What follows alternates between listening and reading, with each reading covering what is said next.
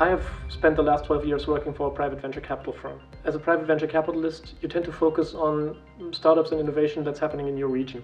I always felt that this was really rewarding and interesting, but I always wanted to try and make investments on an international level, because so much innovation today is happening in Shenzhen, in Jakarta, in Sydney, in Tel Aviv, in San Francisco, in Boston, in Sao Paulo, wherever.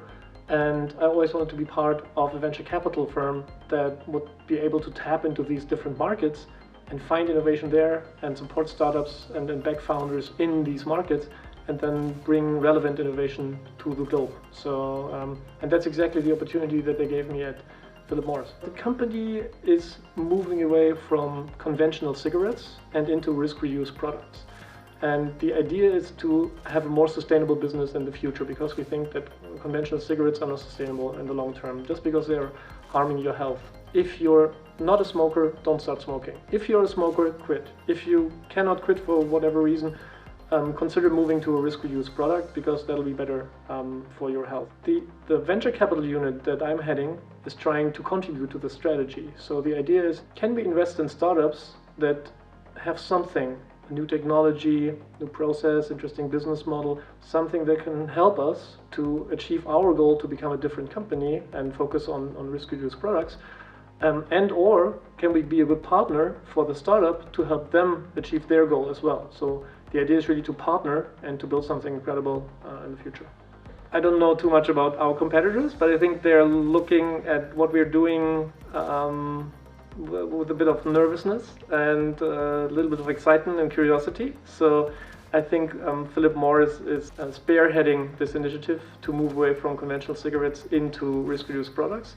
Many of the other tobacco companies have followed, and I think in the long term we will see a very significant movement of the entire industry to move into risk-reduced products, because conventional cigarettes are just not sustainable anymore, except for a very small portion. I think there is always going to be a small portion of people who prefer conventional cigarettes for whatever reason, which is the same for cigar smokers and other things that you take for pleasure.